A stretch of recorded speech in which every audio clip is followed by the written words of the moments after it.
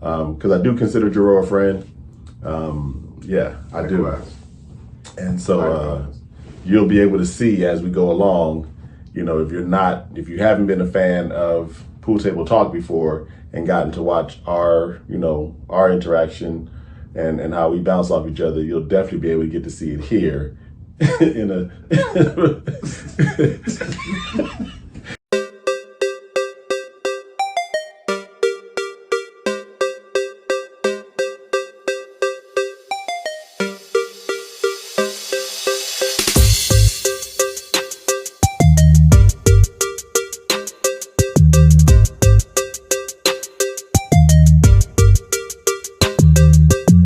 But yeah, we're here, man. Episode 1, the J&J podcast. We did want to start off, man, talking about something that's pretty important, you know, in the comedy game. It's bigger than the comedy game with this one. It's like we wanted to just basically talk about rejection. You know what I'm saying? And how do you handle it, and or how do you see it being handled overall?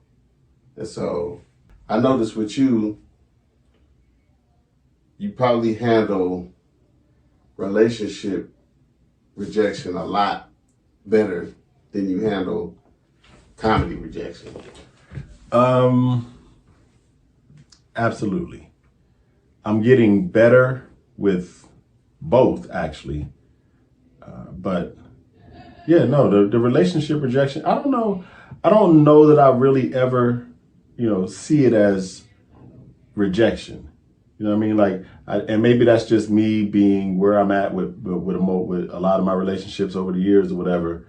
Well, let's deal with the first part. Let's break it down. But you're right. So the rejection, how do you deal with rejection when it comes to, you're approaching somebody, you're interested in somebody, you're approaching them, to get their number, what have you, and they just like, nah, not happening. Yeah, man, that doesn't bother me. That's never bothered me. I can't think of a time where I just was like, man, I don't want to be rejected. If I see somebody that I want to shoot my shot to, I'm locked in. I'm thinking about the win. I'm not thinking about the L. I'm like, oh, what if I get the number and it goes down or whatever? I'm already like, I'm not saying I'm looking like, I'm not saying I'm trying to fuck like right as soon as I see like, like, oh, I'm gonna beat that. No, I'm not saying that. I'm saying I'm looking at like, ooh, what if she say yes?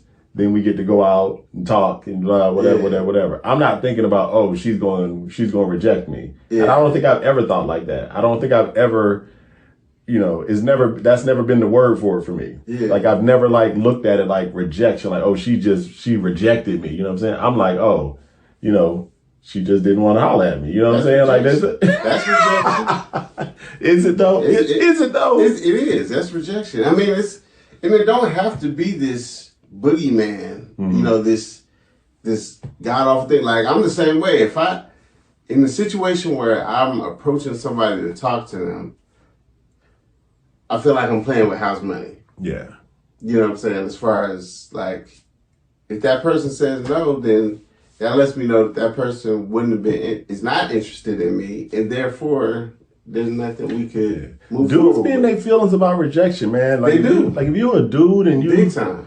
Especially if you like, and I'm gonna go with a low age because most of us. I'm not saying all dudes are like that. I mean, I'm a shot shooter. I was a shot shooter. I shot a lot of shots. And sometimes just for the sake of being able to, shoot your shot, just to see if can I pull that? I have no intentions of calling you. I have no intentions of trying to screw you or nothing like that. It's just at some point it just became because I was so, because I was so adept at it. I was shooting 7 for 10. You know what I'm saying? And when you completing 70% of your passes. Yeah. You know what I'm saying? You keep throwing the ball. You know what I'm saying? I mean, what coach is going to tell you to stop throwing the ball if you throwing 70%, if you completing 70% of your passes? So I was out there, man, just shooting them, bro. And I never even, but for you dudes that do get rejected a lot, don't be, you know what I'm saying? Don't be that dude. You know what I'm saying? Walk away with your dignity. Don't be the... it's tough, though. At least walk away with that. Listen, it sounds crazy, but some people never get chose. Never get chose. And so the frustration of that can build. I understand. Yeah. You know I hear that. I can understand that. I always, like, bruh, you see some people, I see some people, and I'm just like, man, they never got chosen. And it eats away at their confidence and shit like that. But that's to be expected. Yeah. You know what I'm saying? But then it's like, the same time, you got like comedians that's always bombing, and like it does not faze them. Here we go. But no, I'm just saying, like, it don't faze them. I get it. And to me, bombing is rejection from the audience, for sure. Yeah. It is rejection. Like, if they just not, especially if they listening, and they just got, it's just like, nah.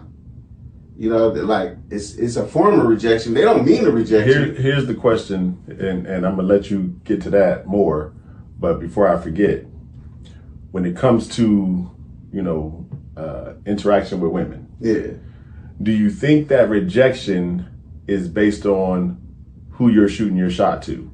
Like, if you're saying it's a dude that never gets chosen, is he trying to choose out of his? Is it because he's trying to choose out of his choosing zone? There is or that. It's a spectrum. Or is it just there's that, and then it's just the man, that's some, you know, you've seen the incel. I'm not here to judge anybody's looks, bro. Like, look, everybody, there's somebody out there for everybody. It's not like even ugly people. There's somebody out there for for real, bro. Trust me, we've seen it. Come on, bro. Okay, I'm gonna tell you a story. I'm trying to tell you, like, there's a you seen like the incels and all that. Yeah, like them dudes are. It's like all hope is lost in a sense, because they even see women in a wild way. Like, they see a woman as a thing to conquer. Yeah. Like, they're not even looking at people no more. They just like, I want something to fuck on. Like, it's just like not. They're out of that realm of being like, just relax, bro, and just take it easy. Listen, man, as a dude, like I said before, who's pretty, you know, who's always had pretty good numbers, man. I believe there's somebody for everybody, man. I believe that there is somebody out there for everybody. But yeah, if you getting rejected, if you keep getting rejected, then you might be, you know, shooting shots that's outside of your range. It gets to a point, bro, where they're beaten out of. They're not even. It's not even a point where they're still getting rejected because they're not even trying no more. Because it's like, I already know what the answer is. You know what I'm saying? Like, there's some people out there. I can't imagine being that guy, man. But I've seen some of them, and it's a thing. It's one of those things for sure. Like, let me ask you this. Do you see, and this ain't necessarily got nothing to do with rejection, but it's based off of something you said earlier. Like, you say you're not necessarily trying to fuck right away, blah, blah, blah. Exactly. Is there a difference? Like, do you see certain ones where you're like, oh, this is for tonight or very soon, and then you see other ones and you're like, this is for maybe not anymore. There used to be a time when I used to be able to, you know, to be fair, man, you know, and it's just saying me, like I don't even really get turned on by women as soon as I see them anymore. Right on. You know what I mean? Like, just, you know, like, not like that, but I'm just saying, like, it ain't. I don't know what you're saying. we gonna deal with this shit all through the season. No, okay, I mean, I really no, don't I'm saying, saying. Like that's not my first mind anymore. Like, that used to be, like, I can, no, don't get it twisted. I can still see a, you know, big butt and just be like, damn, she got a big butt. That's what I'm saying. Like, but I'm not, but I still don't instantly go to the fuck part. I still don't, I don't do that anymore. That might be just where I'm just maturing just a little bit, where I'm just like, you know, like, I'm processing, like, you know, is it, you know what I'm saying? Like, is it worth my time? You know what I'm saying? Is it worth my time? Is it, whatever goes through my head now, it's not that initial, like, animalistic joint where I'm just like, oh, I gotta have that ass right now. You know what I'm saying? Now I'm just like, you know, I done had my. I get it. I had my lion's share. I can honestly say, with my wife, that was not. It was not. When I approached her, it was not on some. I'm trying to hit that. It definitely wasn't. I actually thought it was out of the question. I thought the best we was gonna do was be friends. Yeah. And so, and then it kind of went from there. But I think like there is that difference though. I feel like those. When I was out there like that, like when I was really out there like that, there was definitely, there was always a difference. Like the ones that between the ones that, I'm attracted to this person.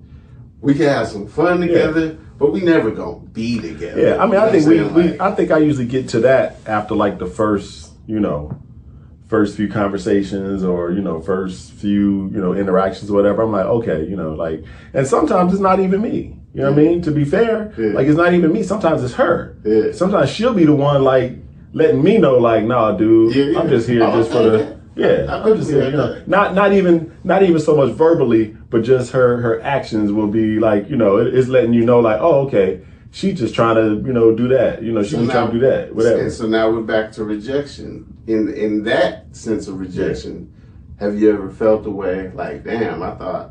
Absolutely. Yeah, I've had a couple women that I thought like, oh, I was trying to, do wifey shit, and she was trying to do hoe shit. And how did you handle that rejection? Was it like, then we ain't doing nothing? No. Like or was I it just like, it. was it just like, damn? Respected it, yeah. Like, nah.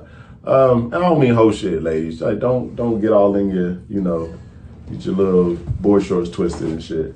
Because you still kept hitting it though. Absolutely. You know what I'm saying? I don't believe in that. I don't believe in hoe shit. I believe we, as adults, we do whatever we want to do. You know what I'm saying? You take care of yourself, whatever. But I'm saying I don't, that's a whole nother conversation that we can tackle down the road or whatever. Yeah. Motherfucker be talking about body count, all that goofy shit. No. But no, as far as rejection, as far as rejection, man, I don't think I've ever had that. I mean, like, I don't mean I've had it before, but the only time that I really was blindsided by it, where I really thought like, oh, I'm about to, lock this down or whatever that looked like, and then she was like, nah, you know what I'm saying? She was like, nah, nigga, you're not that for me. I'll take this, but you're not that for me. And I was just like, ugh, it hit like. Did you just continue on as? No, it didn't make me not like her. At that time, I was at an age where it made me just kind of harden up to her, but not so much in a bad way. It was just okay. That's when I learned how to separate. Really separate. You know what I'm saying? That's when I learned how to really separate the heart from the from the John. Because I mean, as much as I would hate to try to act like it's all cool and it don't bother me and I'm above it and all that, that's definitely where I go with it. Like, I've been in situations like that too, where I thought, oh, we gonna be a thing. And it was like, nah, we're not gonna be a thing, but we can. And so it was just like, my thing is the immediate cutoff of any possibility of us ever being a thing. Yeah. So like you said, I'll keep going at this level, but all this is gone because you stop opening doors and shit. I mean, this is all we is. Stop pulling out chairs. So this is all we is. So this is all we gonna be. You know what I'm saying? Yeah, like whatever. You either pull up and bitch, get in the car. Like you said, whatever that looks like. You know what I'm saying? Like nah, because I'm not gonna keep putting energy into that. Yeah. Because I've seen that from the outside looking in. It's sad when the woman has given the dude every indication that it's not going down, and he just don't get it, and he's just trying. I'm trying to think if I'm wrong, if there's any women out there that can dispute this, I don't think I've ever experienced that. Yeah. I mean, I've had women where I've, flirted with them a lot, you know what I'm saying? And then they like, oh, I can't mess with you because such and whatever, And then I'll come right back the next time I see him and flirt with him. But I ain't like hard shooting my shot like, yo, what up? You know what I'm saying? Let me get it. I ain't never did that. I don't know that's ever, like I'll flirt with you for years, even after I know, ain't nothing happening. Yeah. But I ain't just every time I see you like, yo, what's up with you? You still single? No, I ain't never been that dude. And I could be wrong. If somebody out there can dispute it, let me know. But I don't think I've ever been that guy.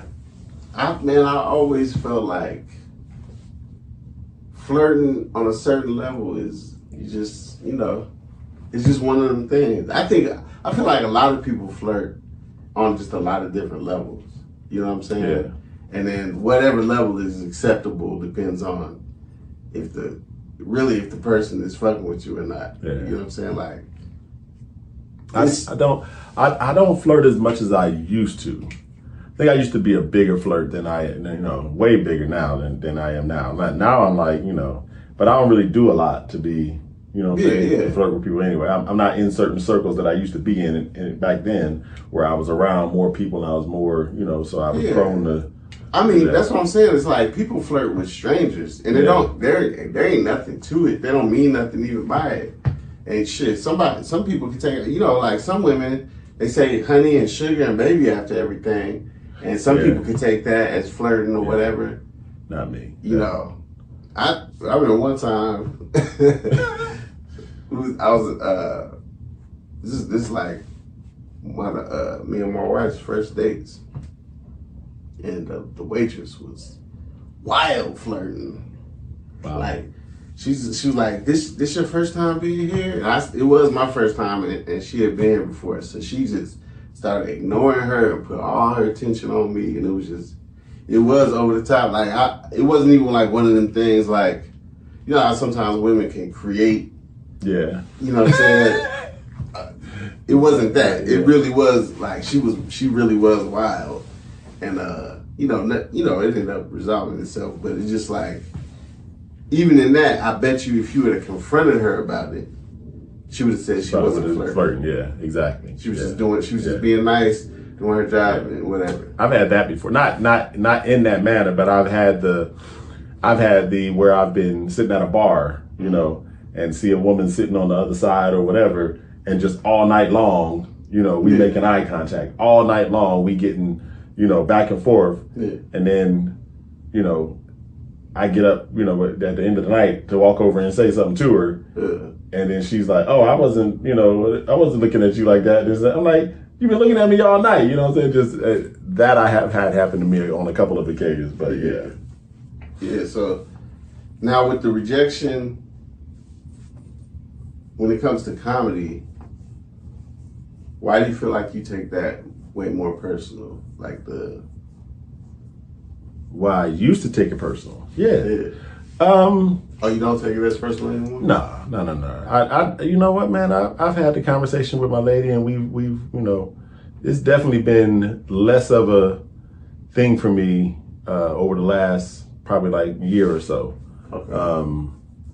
But no, it was for me like with dating or approaching people, they don't know who you are. Yeah. You know what I mean? So you're kind of going cold turkey. You're just kind of just walking up to somebody and just like, hey, my name is Jay, whatever. Yeah. With comedy, it's like, especially when we're talking about like a local scene. Yeah. We're talking about like national wide, whatever, that's different. Yeah. But if we're talking about a local scene, more often than not, we know each other. Yeah. We've seen each other perform. There's ways that we can see each other perform if we haven't seen each other perform. And then for me to feel like I have to, beg you, or you're rejecting me or whatever, it's like, whatever. On a bigger scale, for me, rejection without a reason is the issue for me. Yeah. That's the big thing in comedy, is that nobody ever tells you why. You know what I mean? I can live with if you just said, oh, I don't think you're funny. Am I going to agree? Hell no. But if you said that to me, I'd go, okay, that dude don't think I'm funny, so I can't expect him to want to book me, whatever that looks like. If you're somebody who is you know, if you're like a club, like this happened to me, and this was the coolest thing that happened to me. I reached out to this club, and this is the first time it's ever happened. 9 times out of 10, you reach out to a club, they send you a rejection, whatever, or say they gonna put you in a database, whatever. That's the response you get. You get a generic email, whatever. Unless they're trying to book you, then you actually, you know, talk to somebody, whatever. I sent this email to this club about this booking, and the booker responded to me and said, "We would love to book you, but we can't." You know, she was like, "Your resume is strong. You know, you got the whatever your TV appearances, blah, whatever all that stuff was." She was like, "We would love to book you, but we need you to have a little bit bigger name, you know, because our club is smaller, and so we usually draw on those names." Yeah. And I was like, I can respect that. Yeah. I can totally respect you telling me straight up, you're just not big enough to play our club, and then let me, figure out how to make that happen on my end or whatever that is. Yeah. But when you just reject people, in this business like that, when, for me, when I know I got the resume and I know I got the talent or whatever, it's like, man, you know what I mean? Like, and then like, you don't want to be that guy, but you walk away going, yeah, I'll show you. I'll show you. You know what I'm saying? Like, I'll wait till I just start drinking milk and I'm big and strong.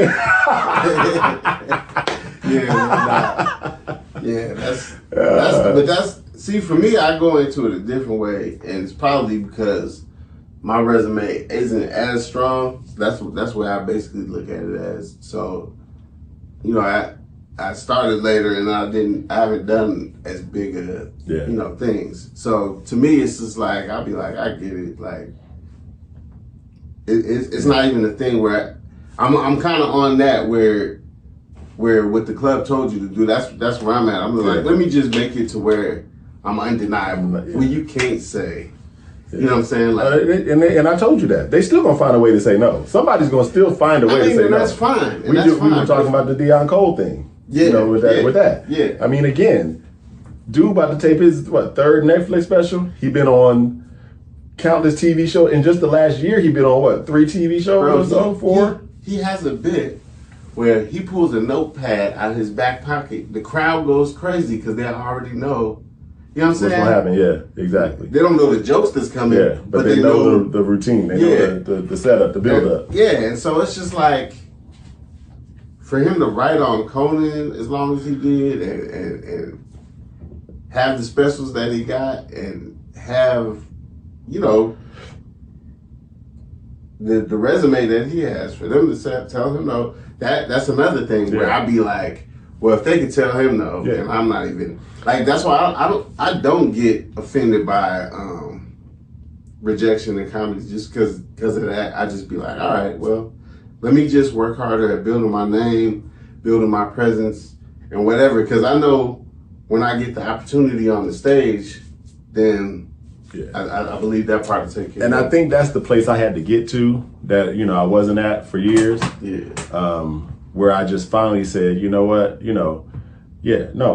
don't care anymore. You know what I'm saying? And it wasn't even, and now it's not even, it was about that before, but now it's not even about the I'm gonna come back and I'm gonna show you. You know what I mean? Yeah. At this point, it's like, you know what, it's just not for me. And I'm beginning to start understanding that. Like every platform that you want to do maybe is not going to be the one that's going to be for you. You know what I'm saying? And sometimes it's a blessing in disguise. And again, I've been blessed, and I'm still blessed now to, kind of, over the last year or so, I've been picking and choosing what I want. You know what I'm saying?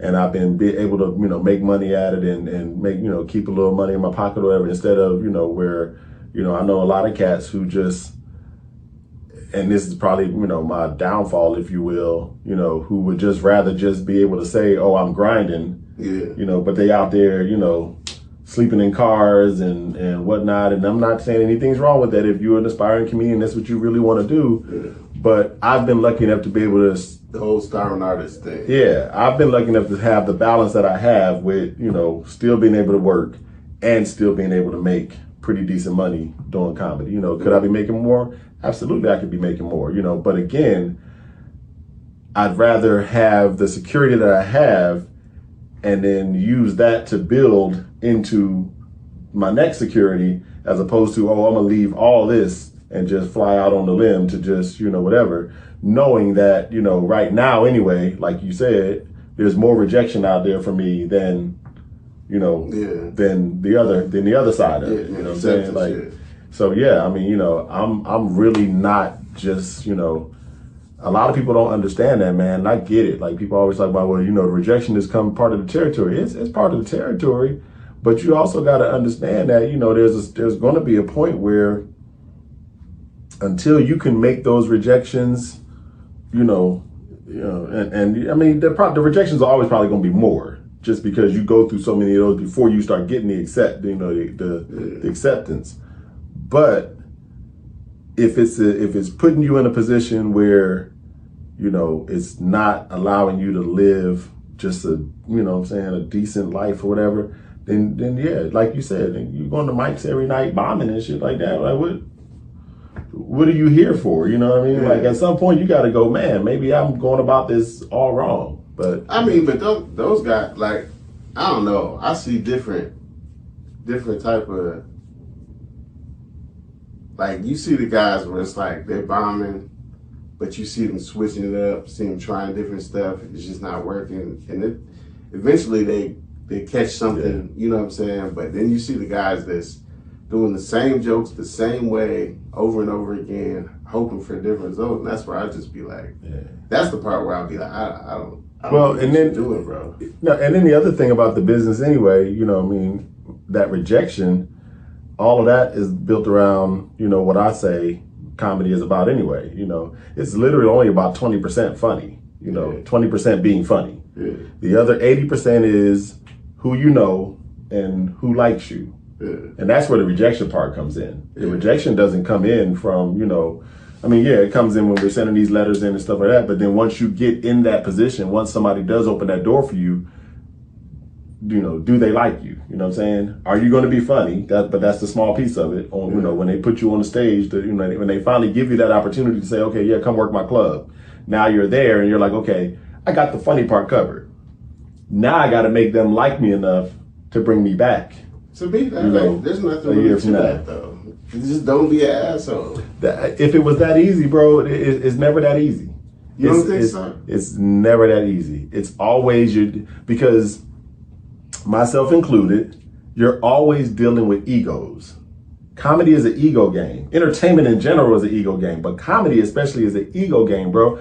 You can walk into a room, shake everybody's hand in that room, be cool, whatever you call normal, go sit your ass down, watch the show is over, go shake everybody's hand again, and walk out, and somebody in that room will find a reason to not like you. You didn't do enough for them. You somewhere you went wrong. You didn't intermingle enough. You didn't hang out after. Yeah. You didn't talk to this particular person that you should have talked to, but you was over here you was on your phone. You know what I'm saying? You was on your phone while when the other comedians are on stage. And why? You know what I mean? Just somebody's going to find something, bro. I'm telling you, somebody's going to find something that's going to keep you from whatever that is that they might be able to offer you, because they just don't like you. And it can be some of the simplest shit, and it's, That's all right, though. You know what I'm saying? Like, cause that, absolutely. See, because for me, my whole thing is that person, whoever these people are that's, rejecting people or whatever have you, what they did do is they built a platform. Yeah. That's what they did do. And if they could do it, I could do it. Yeah. So, to me, it's just like, that's one of the beautiful things about being a comedian. If you're, once you build that fan base, is that you have a fan. So to me, that's another thing. It's like, if I build a fan base, which is a part of the job of being a comedian, if I build a fan base. Did y'all hear that? Part of being a comedian is building a fan base. Yeah. You out here not posting flyers and shit and interacting with people at your shows, you're failing. Yeah, so if you're not building, if I'm building a fan base and I build a fan base, then I don't have to ask nobody to be on nothing, because I have my own fan base. Yeah. And so that's that's where I'm like, and then when you do have a fan base, really people gonna invite you anyway because you're bringing something to the table, exactly. A fan base. Well, and that's what I'm saying, and that's part of, you know, the you know, like I said, I don't want to be that guy, but that's the part of, let me stick it to you, because now when you try to double back and get me back because now you see that I have a following or whatever, it's like, bruh, you know what I'm saying? Like, no, bro, you tricked that off, you know what I'm saying? Like, but why they have to be, see, that's where I'm like, to me, it don't have to be they tricked it off, because it could be like, okay, I get it, you wasn't rocking with me because I didn't have a fan base. But that's what I'm saying. But now I have a fan base. But do we know that? You're saying it's because didn't have a fan base, but it could have been back then that I just didn't like you, and that's what I'm saying. The rejection exactly. The rejection without the answer is the rejection without the reason is the problem, because now they're going to use, oh, well, you didn't have enough followers. That wasn't the reason you didn't have me on your show, you know, 3 years ago. You know what I'm saying, or whatever that looks like. No, you were just being an asshole. You didn't think I was funny. You didn't like me as a, you know, whatever. You know, whatever. You wasn't. It wasn't just because you had other people on there that didn't have followers. Yeah. So again, you know, you know what I'm saying, what's the criteria for being on this show? And that's all I'm saying is, when you reject somebody, putting a reasoning to it at least makes them, you know, and you could be lying out your ass. Yeah. You know what I'm saying? You could be lying about it, yeah. But just when you don't say anything, you leave too much for them to consider as to why, you know what I'm saying? And that's where I'm getting better, is because now I don't even consider the why anymore. You know what I'm saying? Once you reject me, I'm like, good, you know, I don't need a reason anymore. I used to need the reason. I used to be able to, oh, well, why? You know what I'm saying? Now it's just like, okay, I get it. You don't fuck with me for whatever the reason is. Yeah. You ain't never got to tell me, you know what I'm saying? If you know, whatever, it could be what it is. And then, you know, but I also don't want you to come back and feel like that when you know what I'm saying, when I take my stance about why I'm not fucking with you. I don't want you to be like, oh, well, you just doing it to pay me back. You know, maybe I am. But since we're not giving real reasons, yeah. You're just left to wonder what it is. You know what I'm saying? You never gave me a reason, so take that. Now you got to walk around and wonder what the reason is that I'm not messing with you. I'm petty, bro. I'm trying to grow out of this shit. But only in the comedy sense, right? Yes, only in the comedy sense. No, I don't. I've had that too. I've had where this is high school shit. But I asked the chick for her number. She told, and this is back in the phone days, the actual home phone days. I asked her for her number. She said she didn't have a phone. And then we stepped at an assembly, like maybe a couple weeks later. And then we tore that shit up. And then she gave me her number. And you was like, I thought you didn't have a phone. I never once said anything. I just took the number and everything happened the way it should. And that was the end of that. But it was like, I knew nothing was going to come of it. Yeah. You know what I'm saying? But it was just like, you know what I mean? To me, I did peep it as it was happening. I was like, oh, now you got a number. Now you got a number. I've never, I don't think I've ever had that happen. I don't think I've ever had anything like that happen. But I can say that if something like that happened to me, I'd probably do the same thing. I wouldn't call it out. I wouldn't, I'd just be like, oh, okay, whatever. Because it was still, it was the reason I hollered in the first place. Oh. You know what I'm saying? So it's like, the fact that she basically hollered back, I mean, I guess it's just fine. It was like, whatever. It wasn't a thing where I was like, oh, now you wanna. Yeah, no, I don't know that. I don't know. Well, I mean, I wasn't really talking to a lot of girls in high school, so I didn't, and of course, as you get older, you rarely ever gonna run into the same person, twice or whatever, unless you hanging in certain circles. So I can remember one time. I do have one story similar to that. I remember I was living in, LA at the time, LA area, whatever. I can't remember whether I was living in Long Beach or Gardena at the time. But I met this girl at a Target. And we were talking, whatever. We talked for maybe like about 10, 15 minutes, like strong 10, 15 minutes. And she ended up walking away when I said, hey, let me get your number, whatever. She walked away, and that was it. I was like, oh, okay, she said she wasn't interested. Or she didn't say she wasn't interested. She said she was married. That's what she said, which I respected, left and walked away. No big deal. After the 15 minutes she told 15 minutes. We talked for like 10, 15 minutes. She said, either she said she was married or she said she was, had a fiance or something. And to her credit, she wasn't like giving me like vibe like that. It was just a conversation that started off with me, like saying she was attractive or whatever, or approaching her because she was attractive. But as we went along in the conversation, I never felt like she was trying to give me that, but I was still going to shoot my shot, when it's all said and done. So I'm like, yeah, we get finished talking, I was like, okay, well, maybe we can continue this conversation later. And she was like, oh no, I'm involved, whatever. I was like, okay, cool, almost a year goes by. It was close to a year goes by. And I go to this little get together one of my friends was having, and she was there. And I was like, oh shit, and so I'm telling my friend, oh yeah, I met your friend, about a year ago at Target, whatever. And she said that she was, married or had a fiance, whatever. Yeah. Whatever it was, like I said, I can't remember. But anyway, her friend was like, what? No, she didn't. Whatever. Like her friend just like put her on blast. Like she's like, no, she didn't. She didn't have no. She been single for like 5-6 years now.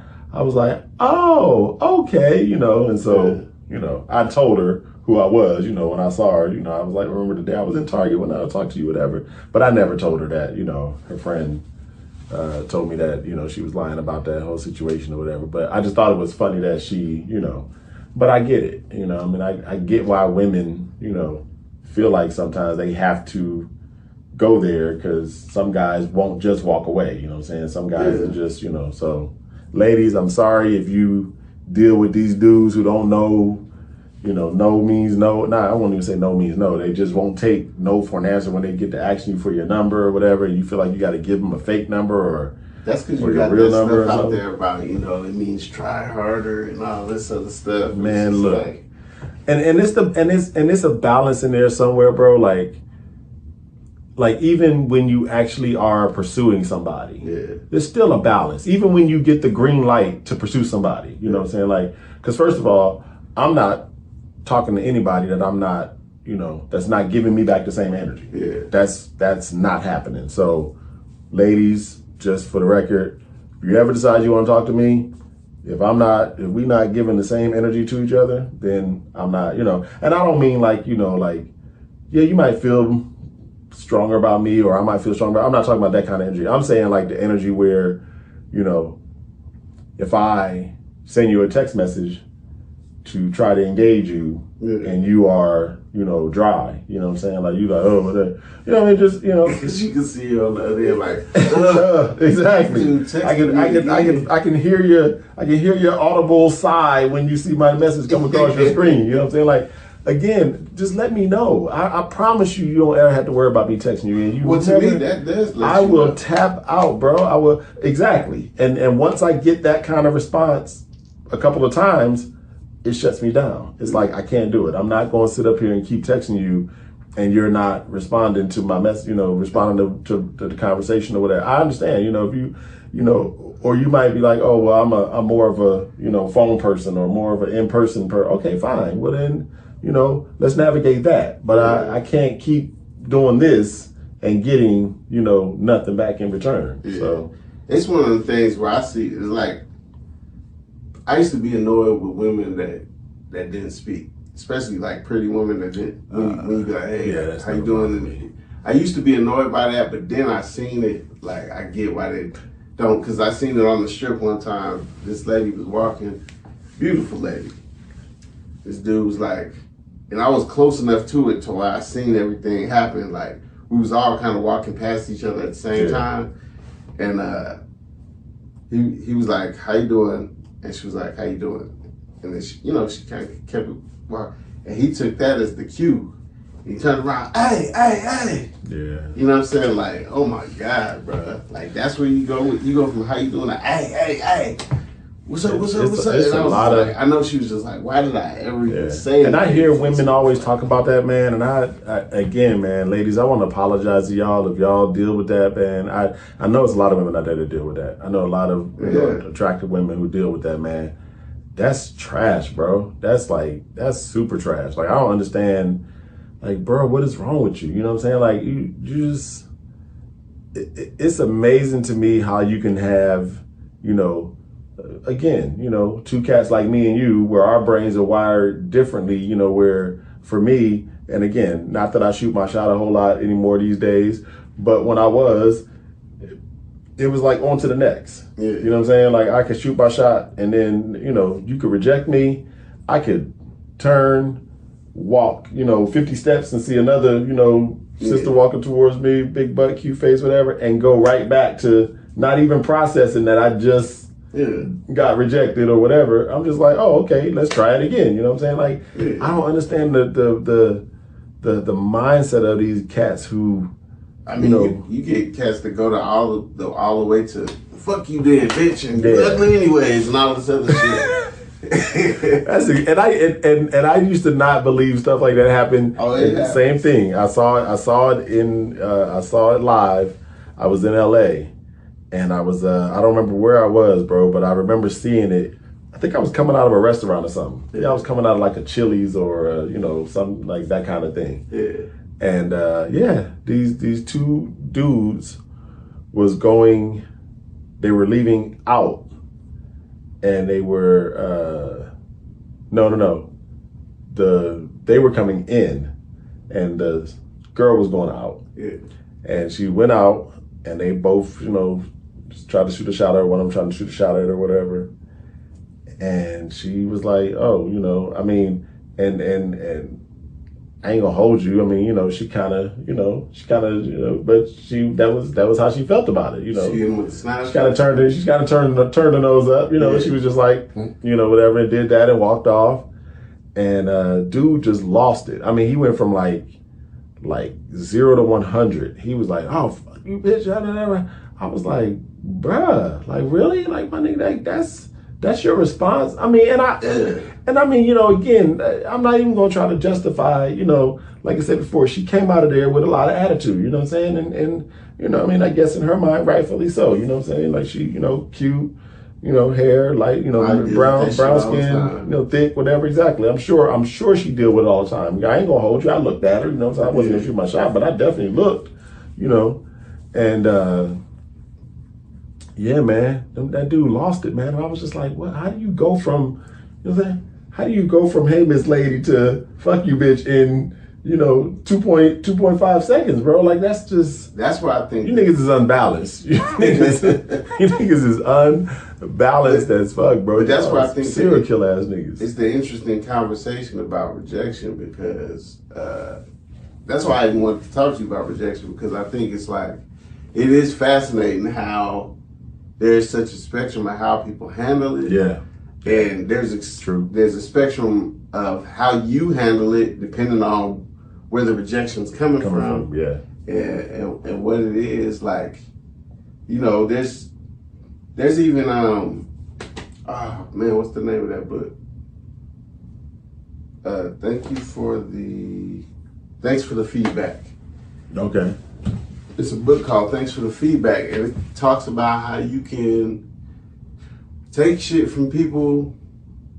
You can take feedback from people, different people. And there's some people that you just can't hear it from. You know what I'm saying? Like, I might come up off the stage and you might be like, man, your energy is low, blah, blah, blah, blah, blah, blah. And I might be like, all right, whatever.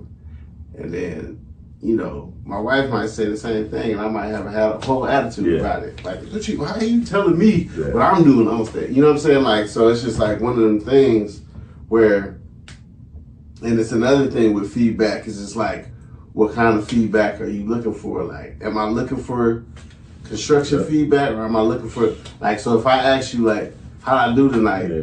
And I'm looking for you to break down what I did, and you like, it was good. Anytime somebody asks me for feedback in comedy, my response is, do you want me to be unfiltered? Yeah. That's my response, bro. And it's nothing personal. Yeah. It's just that if you're going to ask me for my opinion about whatever you did on stage, are you ready to really, you know what I'm saying? And this is by no stretch saying that I'm this, you know, guru, master comedian who knows everything, but I know a lot, you know, and people do tend to defer to me. So for the people that do defer to me, I'm not talking about me just walking up to a random person like, oh, are you ready for the truth? Are you ready for the truth about your comedy? Again, two different approaches and receiving it two different ways. The way I'm gonna receive it if I ask you, and the way I'm gonna receive it if you just decide to come tell me. Exactly. It's two different things. It could be the exact same thing you're saying. Hey, come over here, man. Let me sit down. Let me tell you. I'll let you about your set real quick. Sit down. Let me tell you how you didn't make the crowd laugh tonight. But no, even that, bro. Like again, if you're a friend to me, because that's the people that I expect to come to me and ask me. You know what I'm saying? Or people who I'm close to. You know, or who, you know, maybe even trust me to whatever extent. If you trust me, what did you do? No, I just switched. Hilarious. I just switched. What you the outtakes is gonna be ridiculous. But anyway, listen. Here's what's crazy.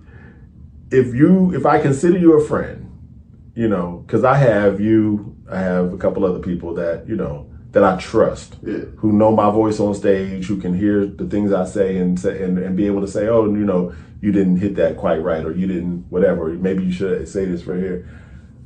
Those are few and far between. Yeah. I don't expect anybody else to walk up to me, you know, unless you got some major tenure in this shit and where you can really like come at me with some. I'm like, dude, I don't want to hear, you know what I'm saying? But yeah, that's it right there. It's like, but once you do ask me, to me, that's you saying to me that you trust me enough to give you my honest opinion. Otherwise, don't ask me, you know what I'm saying? And that's not me being an asshole. Don't ask me if I can't give you honest feedback. I'm not talking about being a jerk, you know what I'm saying? I'm saying honest feedback because I had that, you know what I'm saying? And at times I had it from people who I didn't ask for it from, you know what I'm saying? I walked off stage and had a veteran comedian walk over to me and go, oh, you know, you could probably stand to turn up your energy to, you know, a little bit higher, you know, but you're funny, you just need to turn up your energy a little bit higher. And I was like, fuck out, you know what I'm saying? Fuck out, you know what I'm saying? Cause I wanted to be me. This is who I am, bro. I'm not trying to be I'm not trying to be a caricature. I'm not trying to be a whatever. This is who I am on stage. And lo and behold, I ain't gonna hold you. I had to, you know, I did figure it out later on that, maybe I do need a little bit more, you know, energy on stage. Just a little bit. Not to where I feel like I'm, you know, not being me, but just, okay. And then I was like, okay, he was right. I needed to, you know, just turn it up just a little bit. You know how you do it tonight, folks? Exactly. Like, whatever. He didn't want me to do that. But that's what it felt like he was asking me to do. In the moment, it felt like he was asking me to dance. come out with the S and J, the shucks and jives. You know, I was like, bruh, I don't want to be that guy, man. I don't want to change my name to, you know, Spanky Devan or some shit, or, you know, some old ass 30s name or something. Nah, man. But yeah, if you ask me, I want to be able to be honest with you.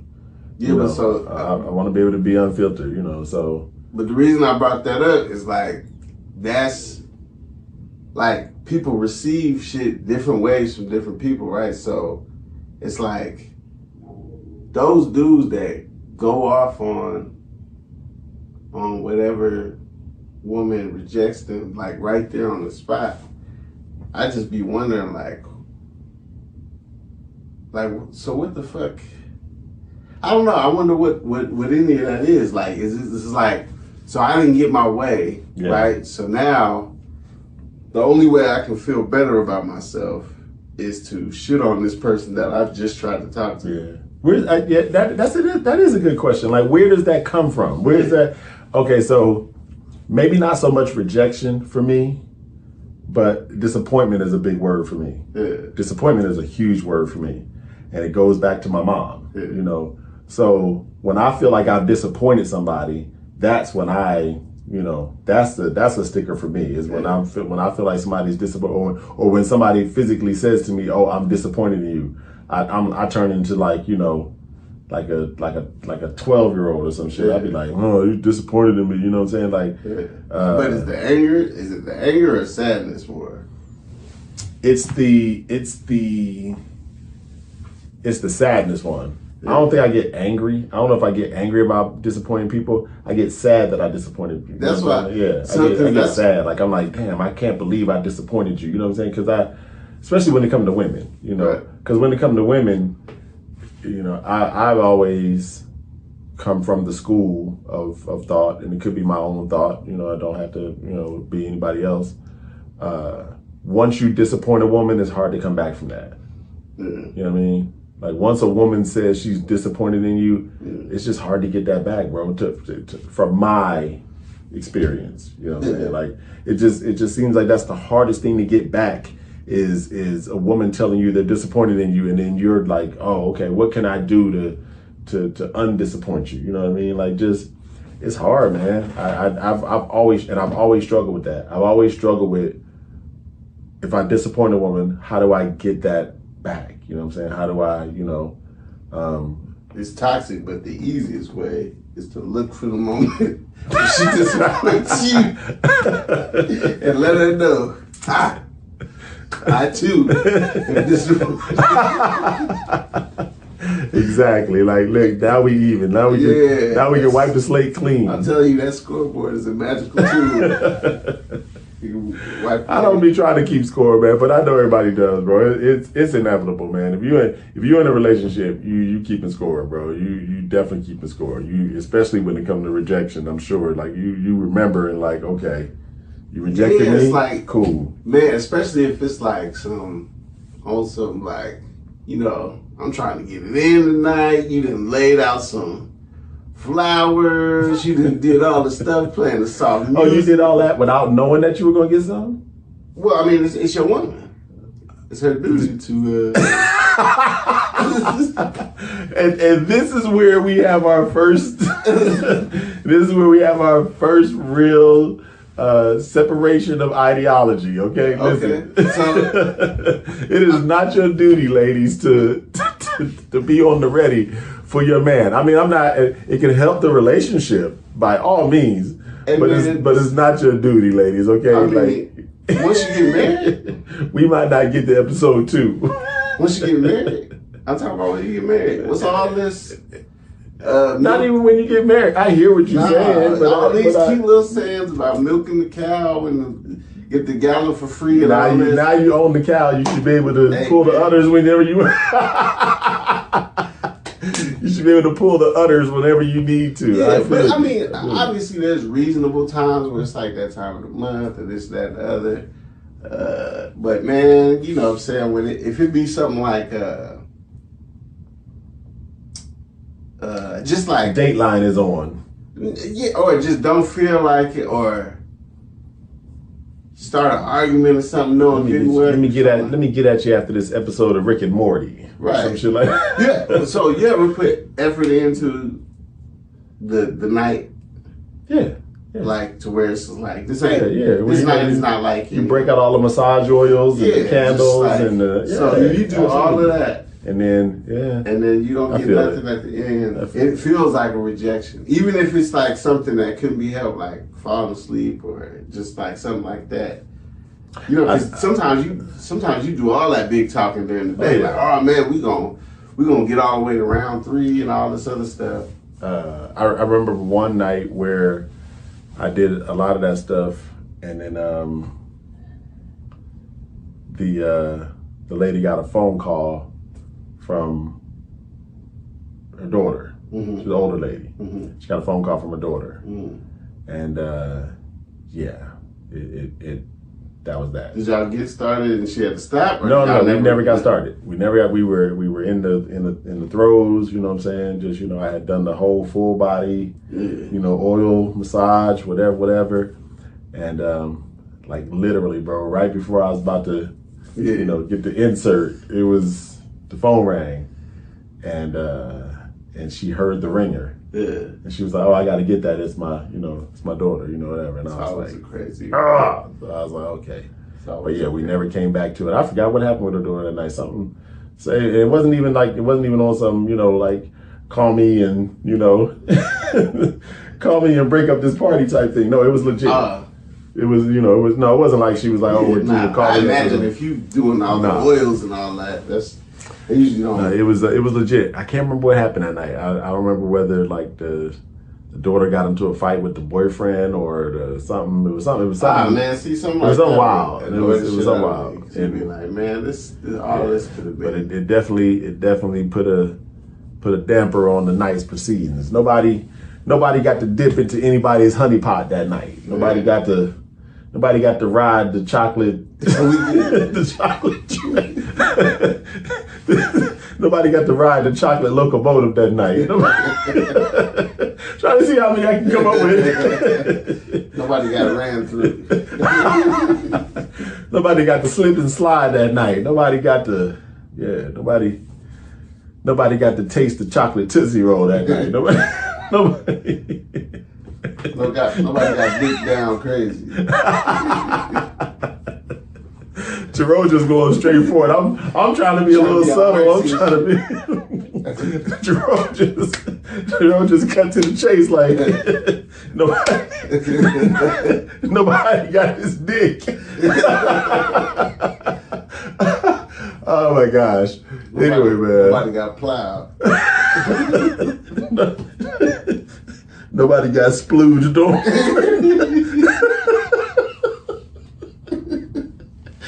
Oh my goodness. Okay. Listen, man.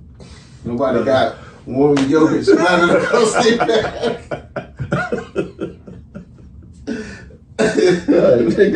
They're gonna cancel us after the first episode, man. They're gonna take our mics from us, man. It's gonna be ridiculous. All right. Now that's actually something I like doing, man. Is like I feel like an art form. It's an art form that starts with your kids, man. When you got your group of friends, it's like tagging shit. Yeah.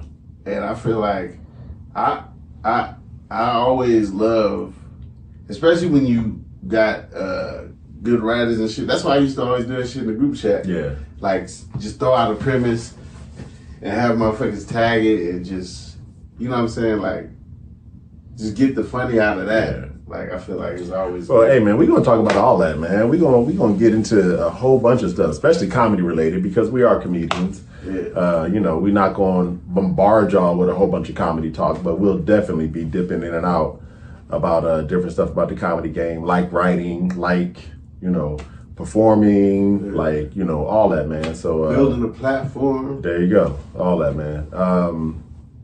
So yeah, no, I've enjoyed it, man. I've enjoyed talking to you, man, as always. And I'm looking forward to growing the podcast with you. Yeah.